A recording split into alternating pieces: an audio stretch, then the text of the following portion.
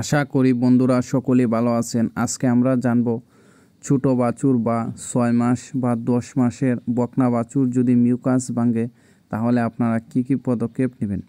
দেখেন এখানে একটি ছোট বাছুর, বয়স মাত্র 20 দিন।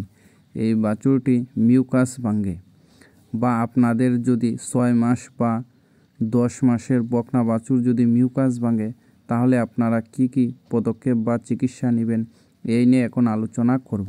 এই সমস্যার সমাধানের জন্য আমি একজন রেজিস্টার্ড ভেটেরিনারিয়ানের সঙ্গে পরামর্শ করেছি। তিনি বলেছেন এমক্সিলিন গ্রুপের ওষুধ, এর সাথে ফেনিরামিন মেলিয়েট বিপি গ্রুপের ওষুধ, এই দুইটি ওষুধ একসাথে 3 থেকে 5 দিন প্রয়োগ করতে হবে।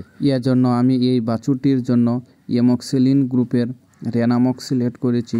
রেনামক্স 1 গ্রামের একটি ভায়াল। এই ভায়ালটি 100 কেজি দৈহিক ওজনের জন্য গরুতে প্রয়োগ করতে হয়। এই বাছুরটির ওজন 20 থেকে 30 কেজির মতো হবে। এজন্য আমি এই বাছুরটিকে 2.5 মিলির মতো প্রয়োগ করব। আপনারা গরুর ওজন অনুযায়ী প্রয়োগ করবেন। এবং এর সাথে ফেনিরামিন মেলিয়েট বিপি গ্রুপের একটি ওষুধ এস্টাবেট সিলেক্ট করেছি, এটি 2 মিলির মতো দেওয়া হবে। এই দুইটি ওষুধ আমি 3 থেকে 5 দিন প্রয়োগ করব। তাই আপনারা আপনার গরুর এই সমস্যার সমাধানের জন্য এই চিকিৎসাটি দিতে পারেন, তাহলে আশা করি সুস্থ হয়ে যাবে। এছাড়াও আপনারা একজন রেজিস্টার্ড ভেটেরিনারিয়ানের সঙ্গে পরামর্শ করে চিকিৎসা দেবেন, তাহলে সবচেয়ে ভালো হয়।